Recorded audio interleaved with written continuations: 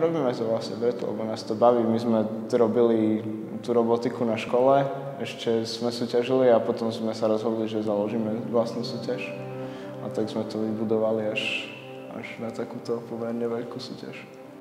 Práve dneska sa tu koná robotický battle na Alejovej, na ktorom sa zúčastnilo 66 tímov a prišlo ukázať 80 modelov. Je tu vyše 150 ľudí.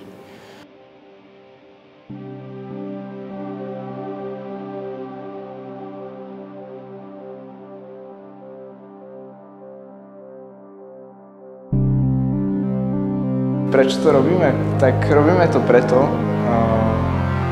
lebo chceme motivovať mladých ľudí, aby sa venovali robotike a aby rozvíjali svoje schopnosti.